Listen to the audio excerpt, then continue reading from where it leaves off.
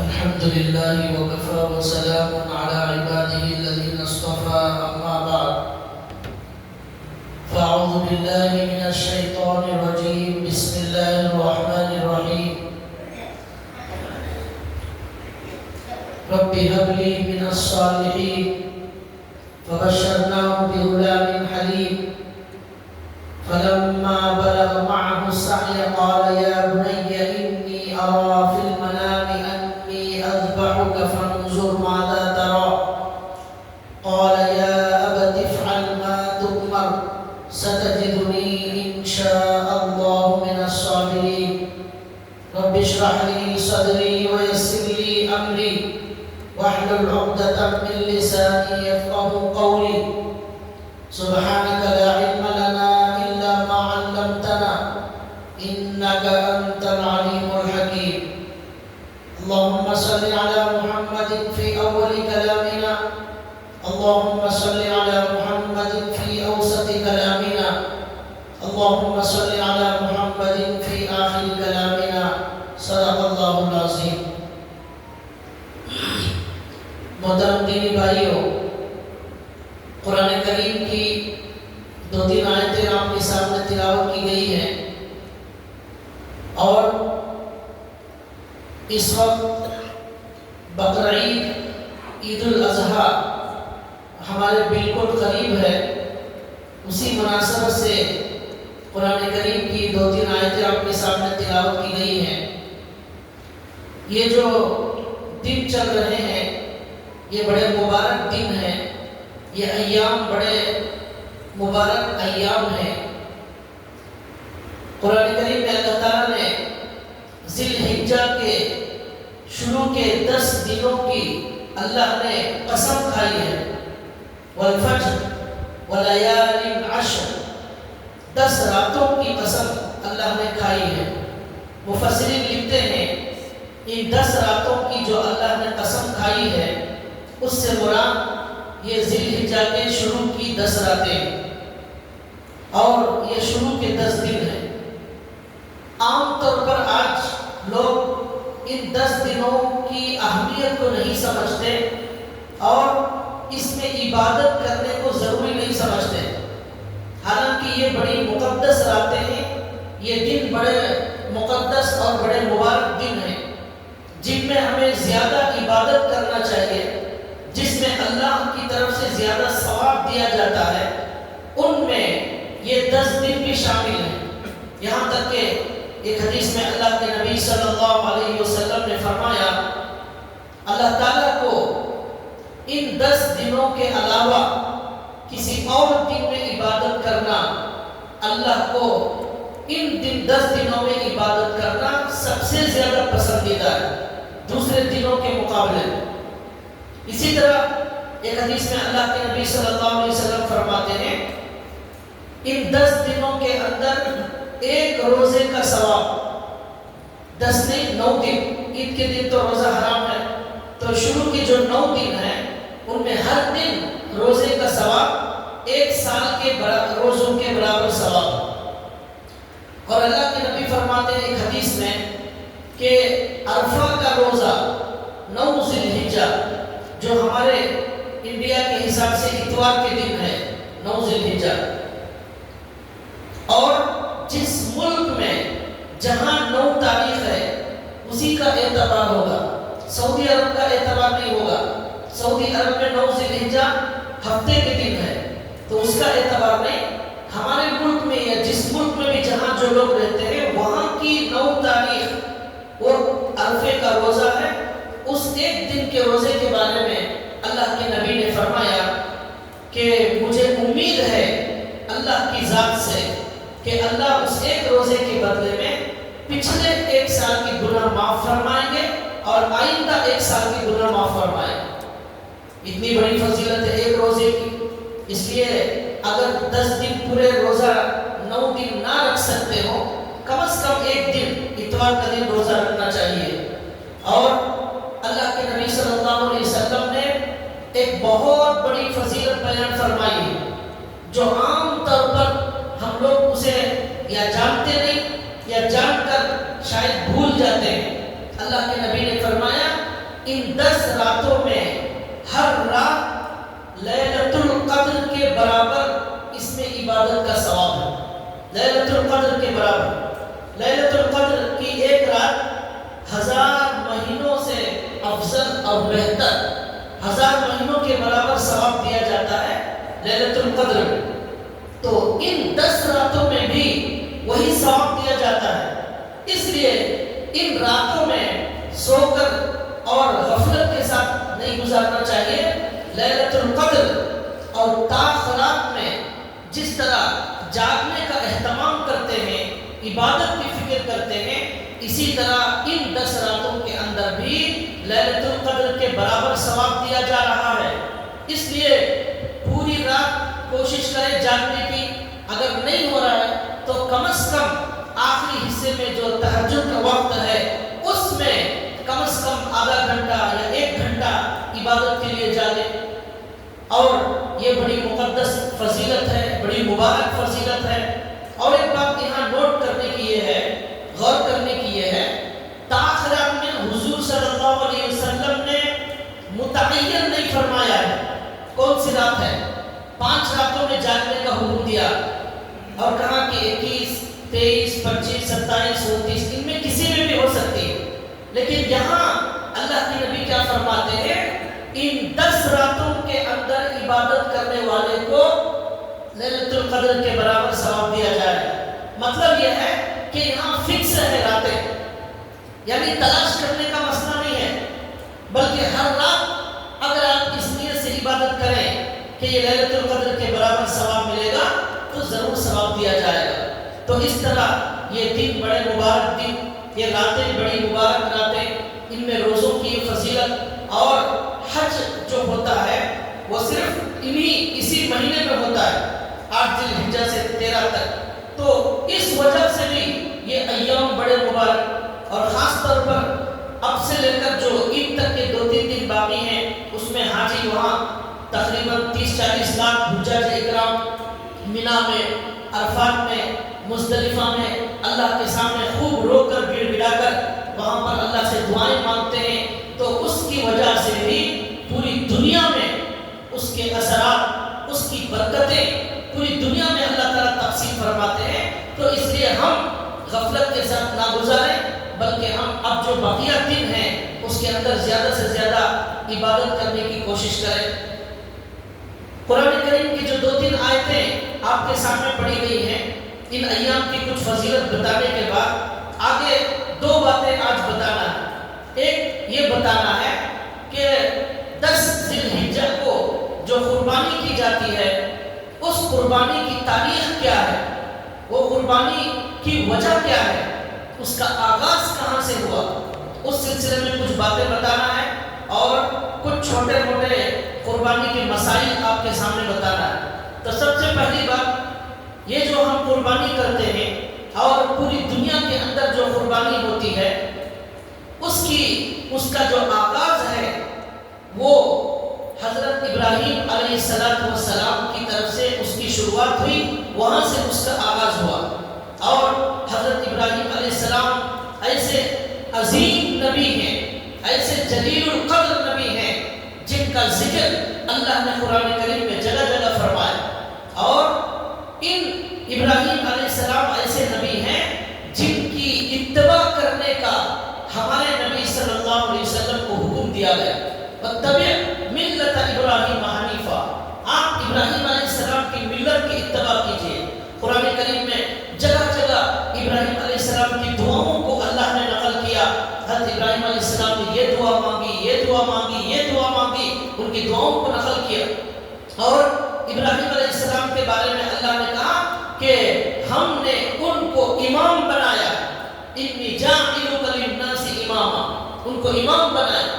بہت بڑا مقام اللہ کی نظر میں ان کا ہے، اور ان کا مقام اس لیے بھی ہے کہ دنیا میں وہ ایسی شخصیت گزرے ہیں کہ جن کی زندگی میں بہت بڑی بڑی آزمائش ہے اللہ کی طرف سے، بہت تکلیفوں کا سامنا کیا انہوں نے، اور اپنی خواہشوں کو قربان کیا انہوں نے اللہ کے لیے.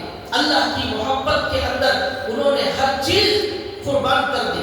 اور اللہ کی محبت میں جینا، اللہ کی محبت میں مرنا ان کی زندگی کا سب سے بڑا مقصد تھا۔ وہ اپنی خواہش کو کچلنے والے تھے، اور اسی لیے ہم دنیا کے اندر آئے ہیں کہ دنیا کے اندر آنے کا مقصد اللہ نے قرآن کریم میں فرمایا لِيَبْلُوَكُمْ أَيُّكُمْ أَحْسَنُ عَمَلًا۔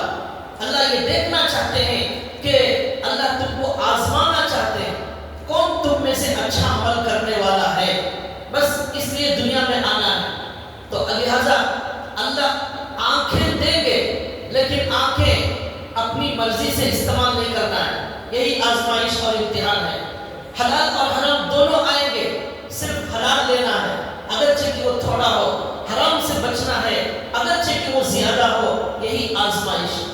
اسی طرح غصہ آتا ہے انسان کو، اگر وہ اپنی مرضی کے طرف سے غصہ کرے گا تو وہ آزمائش میں ناکام ہو جائے گا۔ کنٹرول کرے گا، جہاں کرنا ہے وہاں کرے گا، وہ آزمائش میں کامیاب ہو جائے گا۔ سونا ہے، ہر وقت سوتا رہے گا، آزمائش میں ناکام ہو جائے گا۔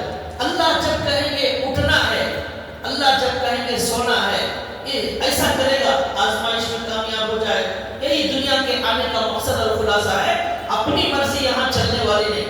حضرت ابراہیم علیہ السلام کی زندگی کے اندر اس طرح کے بے شمار واقعات اور بہت ساری آزمائشیں، اور قرآن کریم میں جگہ جگہ اس کا ذکر کیا گیا۔ کفر کے خلاف حضرت ابراہیم علیہ السلام تنہا تنہا بادشاہ کے دربار میں کھڑے ہو کر توحید کا اعلان کرنے والے تھے۔ انہوں نے کہا کہ یہ زمین بنانے والا، یہ آسمان بنانے والا، یہ سمندر بنانے والا، یہ پہاڑوں کو چلانے والا، یہ انسانوں کو پیدا کرنے والا صرف ایک اللہ ہے۔ ان کے زمانے میں نمرود تھا بادشاہ، بڑا بادشاہ تھا، اور اس کے سامنے محل میں انہوں نے اس طرح کا اعلان کیا تو اس بادشاہ نے کہا کہ تمہارا اللہ کیا کرتا ہے؟ تو انہوں نے کہا میرا رب زندہ بھی کرتا ہے اور موت بھی دیتا ہے۔ تو بادشاہ نے دو انسانوں کو بلایا، ایک کو قتل کر دیا اور ایک زندے کو زندہ چھوڑ دیا، اور کہنے لگا دیکھو میں بھی زندہ چھوڑ دیتا ہوں، میں بھی مار دیتا ہوں، یہ تو میں بھی کرتا ہوں۔ حالانکہ ابراہیم علیہ السلام نے جو کہا تھا وہ اللہ کی قدرت جو بتائی تھی، مارنا اور زندہ کرنا، موت اور حیات کا مالک ایسا نہیں ہے کہ زندے کو زندہ چھوڑ دیا جائے اور ایک زندے کو قتل کر دیا جائے۔ اللہ تعالیٰ مردے کے اندر روح ڈال سکتے ہیں، یہ مطلب تھا، ایسا کوئی نہیں کر سکتا۔ لیکن حضرت ابراہیم علیہ السلام نے سمجھا کہ اس بے وقوف کو سمجھانا مشکل ہے، اس لیے انہوں نے کہا میرا اللہ وہ ہے جو سورج کو مشرق سے نکالتا ہے اور مغرب میں ڈباتا ہے، یہ ہے میرے اللہ کی طاقت۔ جب ابراہیم علیہ السلام نے یہ کہا تو وہ بادشاہ لاجواب ہو گیا اور کوئی جواب اس کے پاس نہیں تھا۔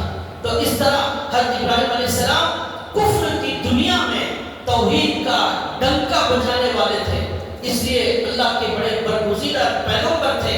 باپ کے سامنے، اپنی قوم کے سامنے انہوں نے اللہ کی بڑائی بیان کی، اللہ کی قدرت بیان کی، اور بتوں کے اندر کوئی طاقت نہیں ہے، کوئی قدرت نہیں ہے، اس طرح کا بیان کیا، ان کو اپنے علاقے سے نکال دیا گیا۔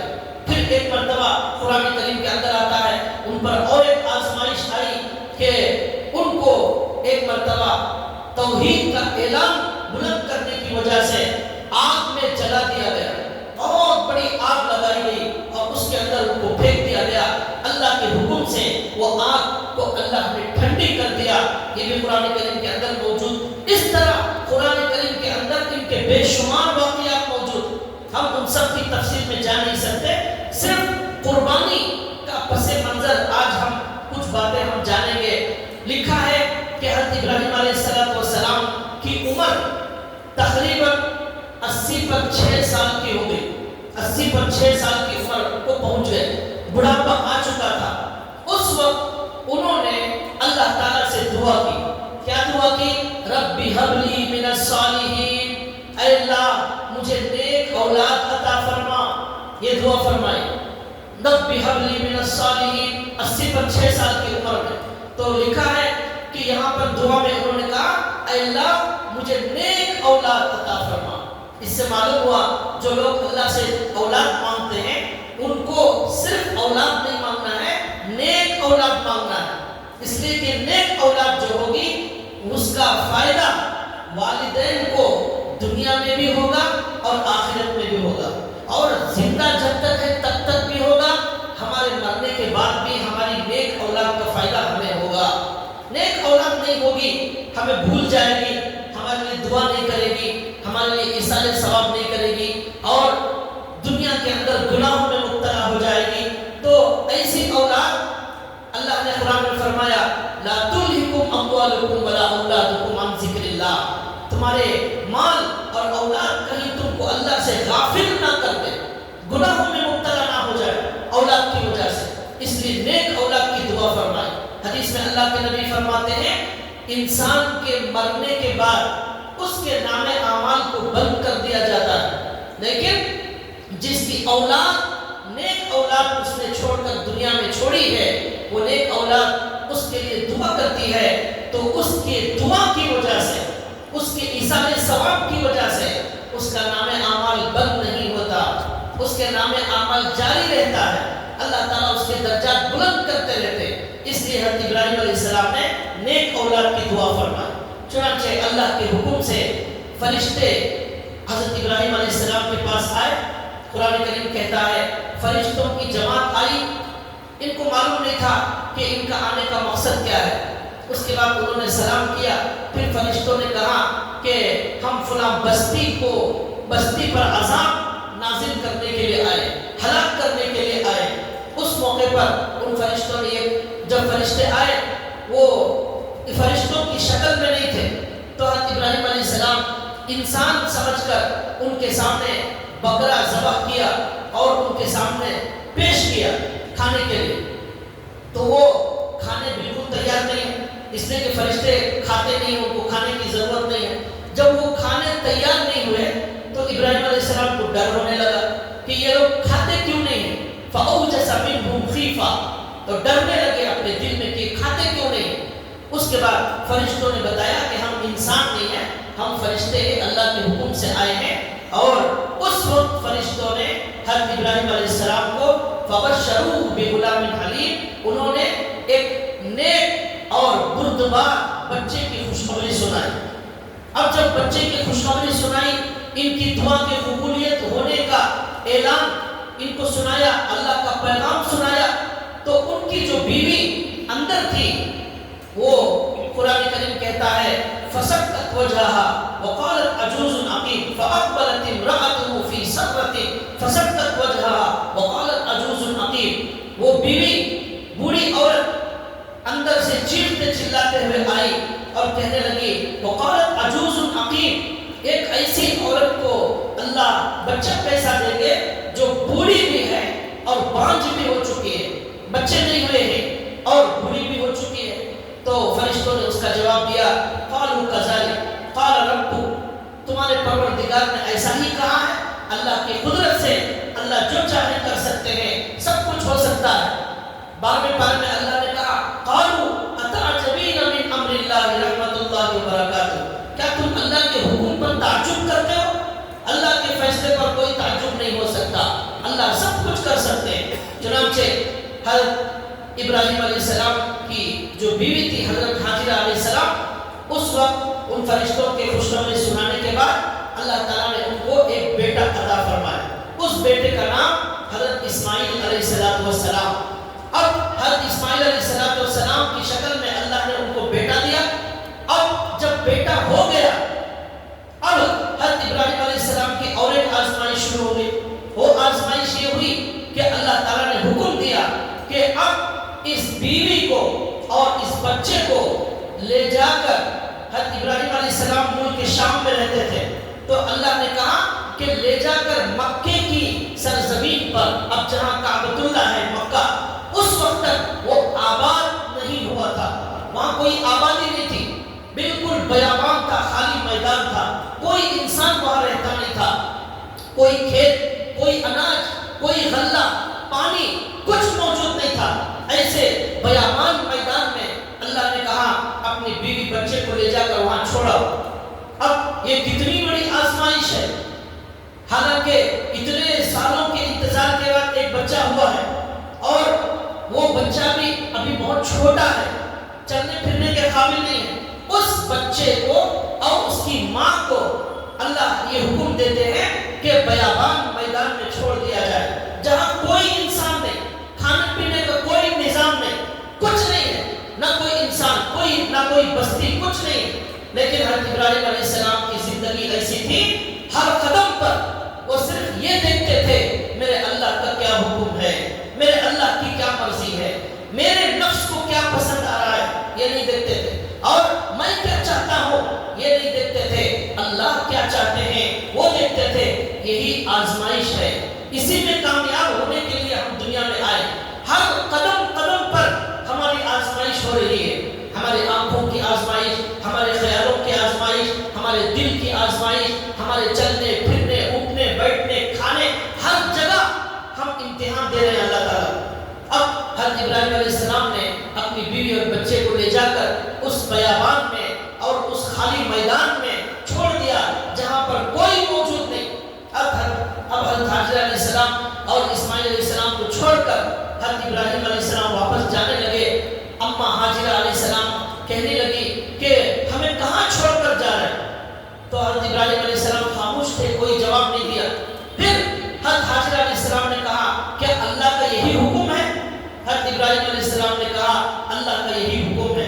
تب حضرت حاجرہ علیہ السلام نے کہا جب تو اللہ ہمیں ضائع نہیں کریں گے، جب تو اللہ ہمیں ضائع نہیں کریں گے، اذن لا یضیعنا، اللہ ہمیں ہرگز ضائع نہیں کرے۔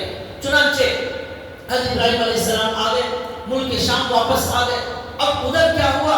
اماں حاجرہ علیہ السلام اس چھوٹے بچے کو لے کر اس میدان میں ہیں جہاں کھانے پینے کا کوئی نظام نہیں ہے۔ اس وقت حاجرہ علیہ السلام بچہ جب پیاس کی وجہ سے رونے لگا اور ان کو بھی محسوس ہوا یہاں زندہ رہنے کے لیے کم سے کم پانی تو ضروری ہے، اس کے بغیر زندہ نہیں رہ سکتے۔ حاجرہ علیہ السلام پریشان ہو کر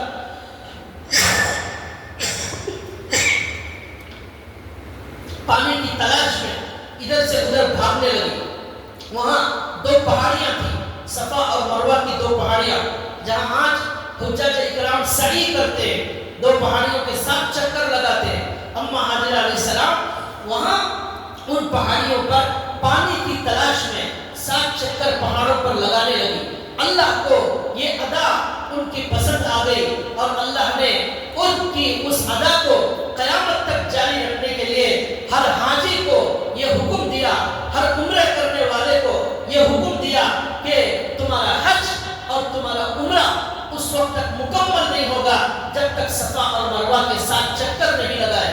چنانچہ ان کی وہ ادا آج تک زندہ ہے اور قیامت تک زندہ رہے گی۔ ہمیں ایسے ہی کام کرنا ہے کہ ہماری ادا اللہ کو پسند آ جائے، یہ ہے سب سے کامیاب انسان۔ حضرت حاجرہ علیہ السلام کا وہ عمل اللہ کو پسند آیا، چنانچہ اب ہر حاجی کو وہ کرنا ضروری، ہر عمرے والے کو کرنا ضروری۔ اب ایک تڑپتی ہوئی ماں جس کا بچہ، چھوٹا دودھ پیتا بچہ پانی کے لیے تڑپ رہا ہو، وہ ماں کے دل میں کس قدر تڑپ ہوگی، کس بے چینی سے وہ ماں بھاگتی ہوگی ادھر سے ادھر۔ وہ اللہ کو وہ ادا پسند آئی۔ اللہ نے حضرت حاجرہ علیہ السلام کے دل کی تڑپ کو سن لیا اور 7 چکر کے بعد جب وہ آ کر بچے کے پاس دیکھتی ہیں تو بچہ جہاں تڑپ رہا ہے، ہاتھ پیر مار رہا ہے، وہاں اندر سے، زمین کے اندر سے پانی کا ایک فوارہ نکل گیا اور اس فوارے کا نام زمزم کا پانی ہے۔ آج وہ زمزم کا پانی اس وقت شروع ہوا اور زمزم کے معنی آتے ہیں رک جا۔ حضرت حاجرہ علیہ السلام نے دیکھا کہ پانی کا فوارہ نکل رہا ہے تو انہوں نے کہا اس سے رک جا، تو اس لیے اس کا نام زمزم پڑ گیا۔ تو لہٰذا اب حضرت وہ پانی اس وقت جاری ہوا، وہ پانی آج تک جاری ہے، ہزاروں سال گزر گئے، آج تک وہ ختم نہیں ہوا اور قیامت تک بھی انشاءاللہ جاری رہے گا۔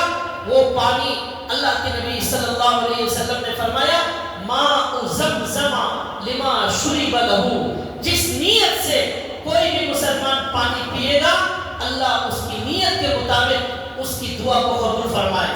جس دعا کی جس نیت سے ہم پیئیں گے اللہ ہمیں وہ پانی کی برکت سے ہماری وہ مراد پوری کرے گا، وہ دعا قبول کرے گا۔ ایسا وہ بابرکت کا پانی ہو گیا۔ اس پانی کے اندر غذائیت بھی ہے، شفا بھی ہے، وہ پانی دوا بھی ہے۔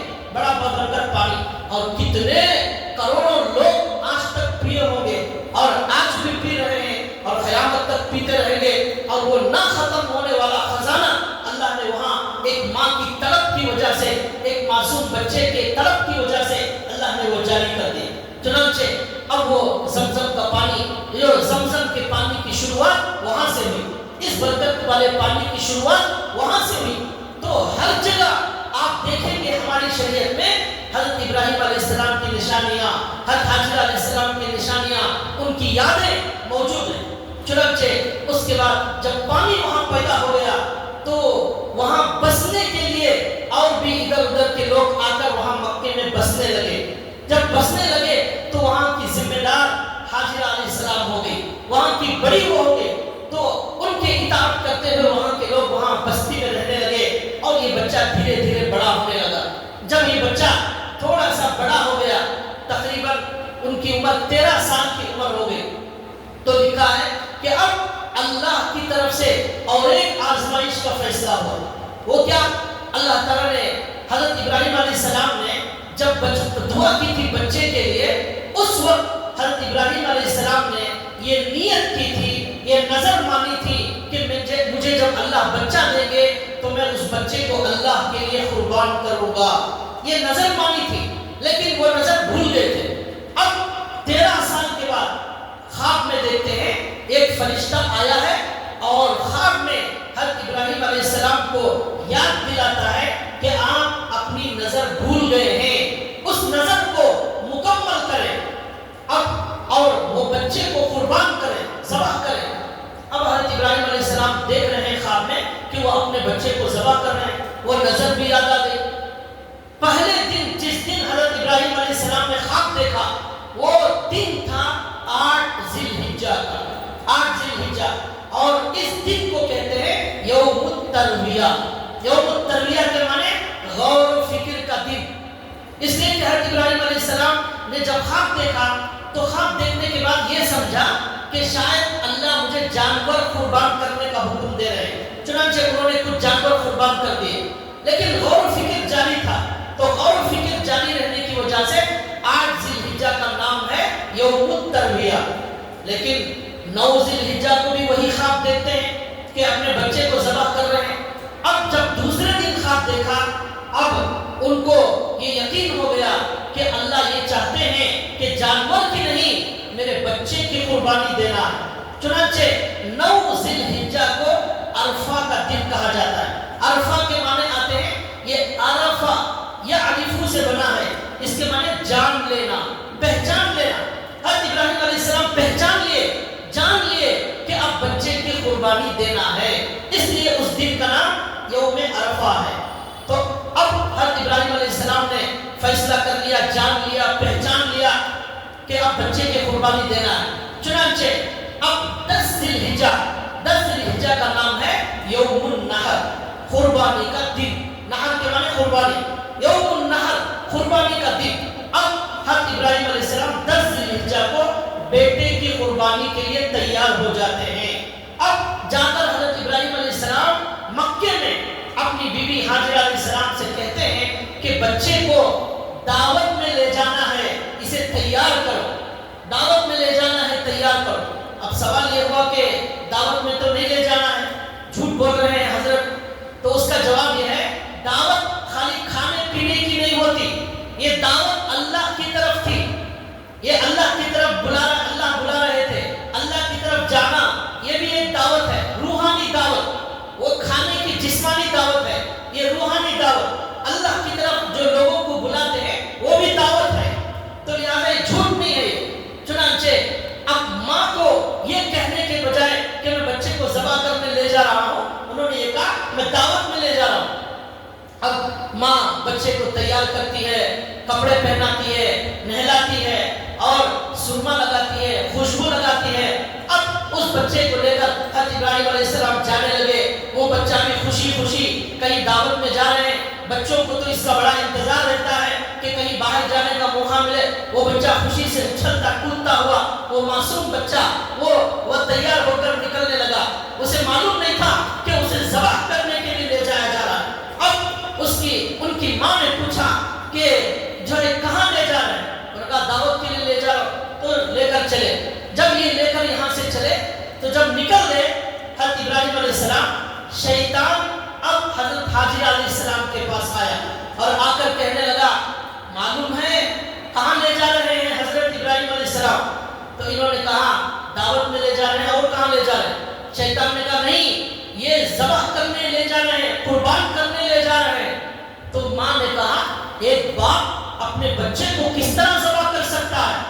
تو شیطان کے منہ سے نکل گیا کہ باپ بچے کو ذبح تو نہیں کر سکتا، لیکن اللہ کا یہی حکم ہے اس لیے لے جا رہے ہیں۔ تو فوراً ماں نے جواب دیا اگر اللہ کا یہی حکم ہے تو ہم اللہ کے حکم کے آگے کچھ نہیں کر سکتے۔ اللہ کا حکم سب سے مقدم ہے، وہ ہماری جان سے زیادہ مقدم، ہمارے مال سے زیادہ مقدم، اور سب سے زیادہ مقدم اللہ کا حکم ہے، اس میں کوئی حرج نہیں۔ اب شیطان وہاں سے ناکام ہو گیا۔ اب بھاگتا بھاگتا وہ پیچھے پیچھے حضرت ابراہیم علیہ السلام کے پاس آیا اور آ کر اس نے حضرت اسماعیل علیہ السلام کو بہکانا شروع کیا اور کہنے لگا کہ تمہارے والد تمہیں ذبح کرنے کے لیے لے جا رہے ہیں۔ تو بچے نے کہا کہ میرے ابا مجھے کیوں ذبح کریں گے؟ پھر اس نے بھی وہی کہہ دیا یہ اللہ کے حکم سے ہو رہا ہے۔ بچے نے بھی وہی جواب دیا اگر اللہ کے حکم سے ہو رہا ہے تو اللہ کا حکم پر عمل کرنا چاہیے، یہ بچے نے جواب دیا۔ پھر حضرت ابراہیم علیہ السلام کے پاس آیا، ابراہیم علیہ السلام کو بہکانے لگا۔ اب ابراہیم علیہ السلام نے بھی یہی کہا کہ میں اللہ کے حکم سے کر رہا ہوں، اس لیے اب میں پیچھے ہٹنے والا نہیں ہوں۔ اب حضرت ابراہیم علیہ السلام نے اس شیطان کو بھگانے کے لیے کنکریاں اٹھا کر اسے مارنا شروع کر دی، اور 3 جگہ حضرت ابراہیم علیہ السلام نے کنکریاں ماری، جمرے عقبہ، اولا، وسطیٰ، 3 جگہ 7 کنکریاں ماری۔ اللہ کو یہ ادا بھی بڑی پسند آئی، شیطان کو مارنے کے لیے کنکر کا استعمال کرنا ایک چھوٹا کام، لیکن اللہ کو پسند آ گیا۔ اب اللہ نے کہا اب ہر حاجی قیامت تک آنے والا جب تک یہاں کنکریاں نہیں مارے گا اس کا حج مکمل نہیں ہوگا، اس لیے ہر حاجی پر یہ ضروری اور لازم ہو گیا وہ کنکریوں کو جمع کرے اور اس کے وقت مقررہ پر یہ کنکریوں مار کر بھگائے۔ یہ کنکریوں کو مارنا یہ حضرت ابراہیم علیہ السلام کی یاد تازہ کرتا ہے، وہاں سے یہ سنت چلی آ رہی ہے۔ اب حضرت ابراہیم علیہ السلام آگے بڑھے اور جہاں ذبح کرنا تھا بچے کو وہاں لے کر چلے گئے۔ اب جا کر حضرت ابراہیم علیہ السلام نے بچے سے مشورہ کیا۔ اب بچے سے کہا، کیا کہا؟ فلما بلغ معه السعي، قرآن کہتا ہے جب بچہ چلنے پھرنے کے لائق ہو گیا، بچہ چلنے پھرنے کے لائق ہو گیا تو فلما بلغ معه السعي قال يا بني، ابراہیم علیہ السلام نے کہا اے میرے بچے، انی ارى في المنام انی اذبحك فانظر ماذا ترى، اے میرے بچے میں دیکھ رہا ہوں کہ خواب میں تجھے ذبح کر رہا ہوں۔ یہ نہیں کہا کہ اللہ نے مجھے حکم دیا ہے۔ یاد رکھیے نبی کا خواب بھی حجت اور دلیل ہوتا ہے، اللہ کی وحی نبی پر جاگنے کی حالت میں بھی آتی ہے، سونے کی حالت میں بھی آتی ہے۔ نبی کے علاوہ کسی کا خواب دنیا میں حجت اور دلیل نہیں، لیکن نبی کا خواب وہ حجت اور دلیل ہوتا ہے۔ تو انہوں نے کہا کہ میں دیکھ رہا ہوں کہ میں تجھے ذبح کر رہا ہوں، خواب میں نے ایسا دیکھا ہے۔ فانظر ماذا ترى، تمہاری کیا رائے ہے؟ یہاں سوال پیدا ہوتا ہے کہ حضرت ابراہیم علیہ السلام نے بچے سے مشورہ کیوں کیا؟ کیا ضرورت تھی مشورہ کرنے کی؟ جب اللہ نے حکم دیا ہے تو ذبح کرنا چاہیے۔ اس کا جواب یہ ہے حضرت ابراہیم علیہ السلام اپنے بچے کا امتحان لینا چاہ رہے تھے۔ یہ بچہ اپنے اندر اللہ کی کتنی محبت رکھتا ہے، اور یہ بچہ اللہ کے لیے قربان ہونے کا کیا جذبہ اپنے اندر رکھتا ہے، اس کے اندر کیا اللہ کی اطاعت کا مادہ موجود ہے۔ اس امتحان کے لیے انہوں نے مشورہ کیا، اور اس لیے بھی مشورہ کیا کہ بغیر مشورہ، بغیر اطلاع کے فوراً ذبح کریں گے تو بچہ ہو سکتا ہے پریشان ہو کر کچھ جو ایسی حرکت کرے جو نامناسب ہے۔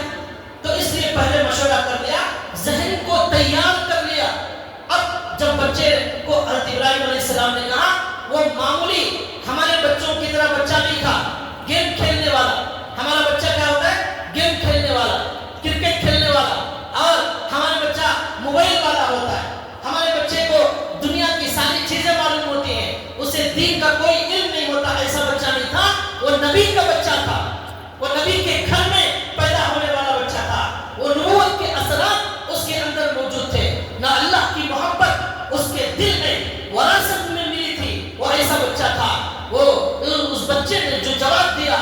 جواب لاجواب تھا.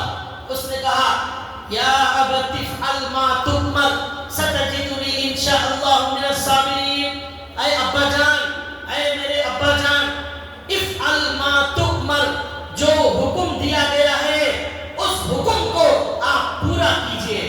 اس چھوٹے بچے کو بھی معلوم تھا کہ خواب میں نبی کو خواب میں دکھایا جانا وہ بھی اللہ کا حکم ہوتا ہے. اس لیے بچے نے یہ جواب دیا افعل ما تؤمر، جو حکم دیا گیا ہے اللہ کی طرف سے، افعل، کر گزریے، کر دیجئے قربانی. اللہ کی محبت سے بڑھ کر کچھ نہیں ہے. اسی کے نام پر قربان ہونے کے لیے دنیا میں آئے ہیں. ہمارا جینا ان صلاتی و نسکی و محیای و مماتی للہ رب العالمین، ہمارا جینا، ہمارا مرنا، ہماری عبادت صرف اللہ کے لیے ہے. کر دیجئے جو حکم دیا گیا ہے، افعل ما تؤمر. اس کے بعد بچے نے کہا، اب ابراہیم علیہ السلام کو خوشی ہوگی، اطمینان ہو گیا کہ اب بچہ بھی تیار ہو گیا ہے. اب وقت آ گیا ہے کہ اللہ کی آزمائش میں، امتحان میں کامیاب ہونے کا وقت آ گیا. چنانچہ اب حضرت ابراہیم علیہ السلام نے جب بچے کا یہ جواب سنا، پھر بچے نے اور ایک جملہ کہا ستجدنی انشاء اللہ من الصابرین. ابا جان، انشاءاللہ آپ مجھے صبر کرنے والوں میں سے پائیں گے، صبر کرنے والوں میں سے مجھے پائیں گے. اس جواب کے اندر بھی عجیب بلاغت ہے اور عجیب دور اندیشی ہے اور علم ہے اس جواب کے اندر. بچے نے کیا کہا؟ انشاءاللہ آپ مجھے صبر کرنے والوں میں سے پائیں گے. یعنی اللہ چاہے گا تو میں اس عبادت کو انجام دے سکتا ہوں. میرا کوئی کمال نہیں ہے. بچہ کہہ رہا ہے میرا کوئی کمال نہیں ہے، میرے اندر کوئی قابلیت نہیں ہے. یہ اللہ چاہیں گے، اللہ کے فضل سے میں اس کام کو، اس عبادت کو انجام دے سکتا ہوں. دیکھیے اتنا بڑا کارنامہ انجام دینے بچہ جا رہا ہے. پوری دنیا میں آج تک ایسا واقعہ پیش نہیں آیا کہ 13 سال کے بچے نے اپنے آپ کو قربانی کے لیے پیش کیا ہو. لیکن وہ بچہ کہتا ہے اتنا عظیم کارنامہ میں جو کروں گا یہ میرے اللہ کے فضل سے ہوگا. آج دنیا میں چھوٹا موٹا ہم دین کا کام کرتے ہیں، بہت بڑے ڈینگے مارتے ہیں. میں نے ایسا کیا ہے، میں نے ایسا کیا ہے، میں فلاں ملکوں میں پھرا ہوں دین کے کام کے لیے، میرے یہ کارنامے ہیں، 15-20 سال سے یہ کر رہا ہوں. یہ سب دعوے اللہ کو پسند نہیں آتے. اللہ کے سامنے کیا کرنا ہے؟ اللہ کے فضل سے میں نے ٹوٹا کچھ کام کر لیا ہے، اللہ کی مرضی سے ہوا ہے. میں کون ہوں، میری حیثیت کیا ہے، اللہ کام لیتے ہیں، یہ ہونا چاہیے. وہ بچے نے سبق پڑھایا انشاءاللہ کہہ کر. پھر اور ایک سبق کیا پڑھایا؟ انشاءاللہ من الصابرین. یہ من الصابرین میں جو من ہے وہ ایک مضمون ادا کر رہا ہے. اس کا مطلب یہ ہوا ابا جان میں ہی ایک دنیا میں صبر کرنے والا نہیں ہوں، ہزاروں اللہ کے بندے صبر کرنے والے ہیں، ان میں سے میں بھی ایک ہوں. میں ہی ہوں یہ انسان کو برباد کر دیتا ہے. میں بھی ہوں یہ اللہ کو پسند آتا ہے. انہوں نے کہا بہت صبر کرنے والے ہیں، ان میں سے میں بھی ایک صبر کرنے والا معمولی چھوٹا بچہ ہوں. یہ انہوں نے کہا. دعویٰ نہیں کیا کہ میں ہی کوئی بہت بڑا صبر کرنے والا یہاں آ گیا ہوں اور کوئی نہیں ہے، ایسا نہیں. حضرت موسیٰ علیہ السلام سے کسی نے پوچھا تھا اس وقت دنیا میں بڑا عالم کون ہے؟ موسیٰ علیہ السلام نے کہا میں بڑا عالم ہوں. اللہ کو پسند نہیں آیا. اللہ نے کہا جاؤ ہمارے ایک بندہ خضر موجود ہے، ان کے پاس جا کر تم مدرسے میں داخلہ لو، علم حاصل کرو ان کے پاس، وہ تمہارے سے بھی بڑے عالم ہیں. تو اس طرح اللہ کو یہ پسند نہیں آتا کوئی اپنے بارے میں دعویٰ کرے میں بڑا عالم ہوں، میں یہ ہوں، میں وہ ہوں. یہ اللہ کو پسند نہیں. بلکہ انہوں نے کہا میں بھی ایک صبر کرنے والوں میں سے ایک ہوں. یہ اللہ کو پسند. اس چھوٹے بچے کے باتوں میں کتنی گہرائی ہے، کتنا علم ہے، کتنی دور اندیشی ہے. چنانچہ اب حضرت ابراہیم علیہ السلام کو اطمینان ہو گیا. اب سنیے وہ معصوم بچہ اپنے ابا جان کو مشورہ دیتا ہے، ابا جان آپ میرے ہاتھ اور پیروں کو باندھ دیجئے تاکہ قربان کرتے وقت خون کے خطرے آپ کے کپڑوں پر نہ اڑے. یہ خون کے خطرے آپ کے کپڑوں پر اڑیں گے، میری امی کو اس سے بڑی تکلیف ہوگی، اس لیے میرے ہاتھ پیر کو باندھ دیجئے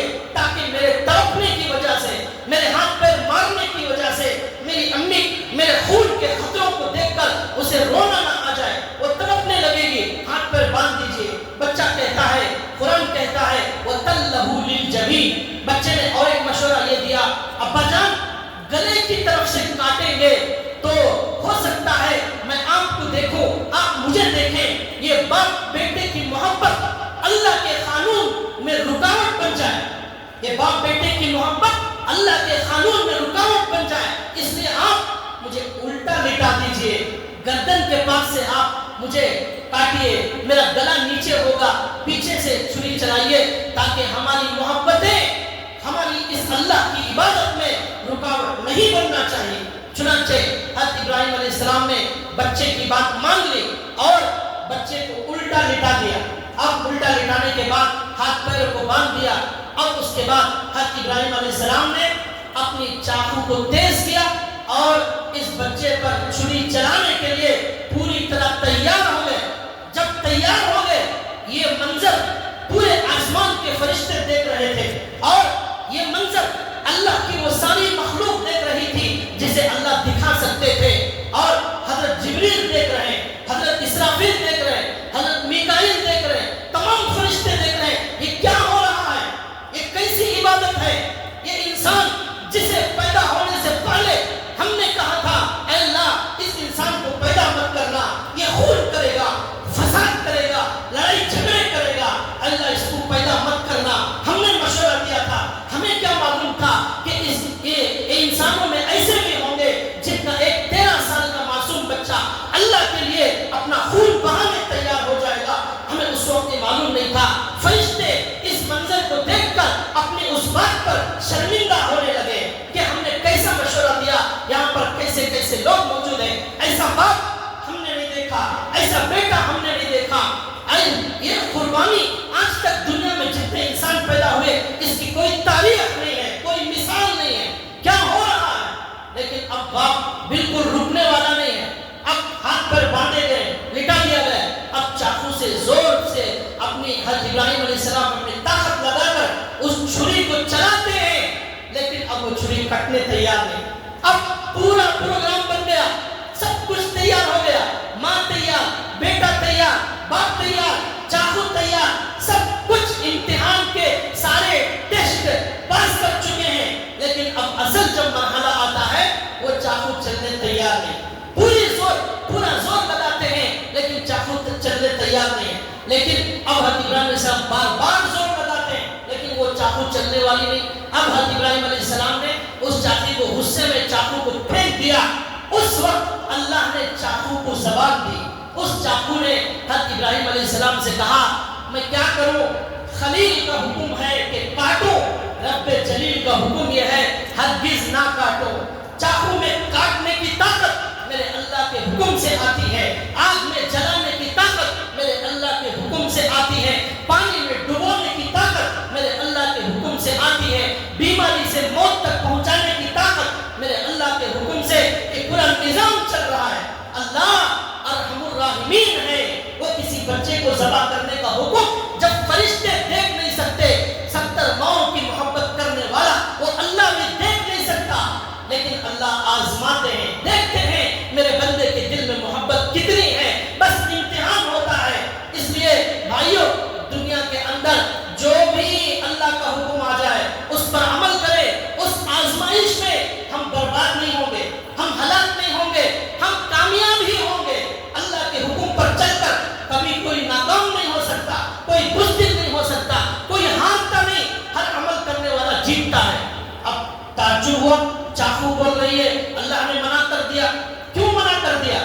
قرآن کہتا ہے وَفَدَيْنَاهُ بِذِبْحٍ عَظِيمٍ۔ اسی وقت حضرت اللہ نے کہا حضرت جبریل سے ایک بکرا 40 سال سے جنت میں چل رہا ہے، ایک بکرا 40 سال سے جنت میں چل رہا ہے، اور وہ بکرے کے بارے میں یہ بھی ہے کہ آدم علیہ السلام کے بیٹے نے قربانی دی تھی، حابیل جن کا نام تھا، اس قربانی کو اللہ نے قبول کیا، اس جانور کو بکرے کو جنت میں چھوڑ دیا، سالوں سے وہ چل رہا تھا۔